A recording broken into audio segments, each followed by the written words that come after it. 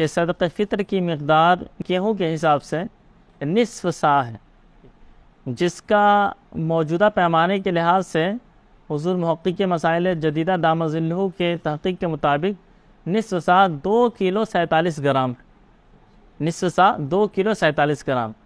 تو اگر گیہوں کے یہ صدقہ فطر ادا کرنا چاہتے ہیں تو جہاں کہیں بھی رہے یہ مقدار اتنی ہی رہے گی، نصف سا یعنی 2 کلو 47 گرام۔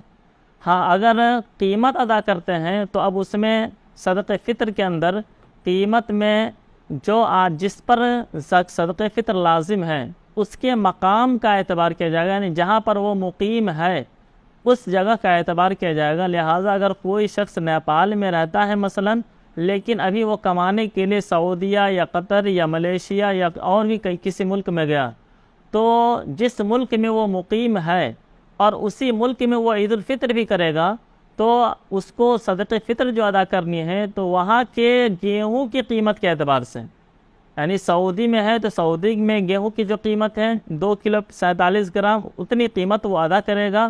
اسی طرح سے قطر میں ہے یا اور بھی کہیں ہے تو وہاں گیہوں کی جو قیمت ہے اس اعتبار سے 2 کلو 47 گرام کی قیمت نکالے اور وہ ادا کرے گا۔ اسی طریقے سے اس کی جو نابالغ اولاد ہے اس کی جانب سے بھی صدقہ فطر وہیں اسی ملک کے قیمت کے اعتبار سے ادا کرنا ہوگا۔ ہاں اگر اہل خانہ میں بیوی ہے اور بالغ اولاد ہے تو یہ بیوی اور بالغ اولاد جہاں مقیم ہے، مثلا نیپال میں ہی مقیم ہے تو نیپال کی قیمت کے اعتبار سے ادا کریں گے۔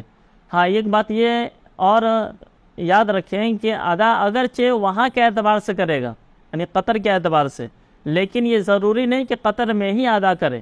اگر وہ اپنا وکیل کسی کو بنا دے کہ بھائی میری طرف سے اتنے روپے صدقہ فطر آپ ادا کر دیں، تو وہ نیپال میں بھی وہ صدقہ فطر ادا کر سکتا ہے۔ قیمت وہاں کی دینی ہوگی لیکن وہیں پر دینا ضروری نہیں ہے، قطر میں ہی یا سعودی میں ہی دینا ضروری نہیں ہے، بلکہ کسی اور ملک میں بھی وہ دے سکتا ہے۔ واللہ تعالی اعلم۔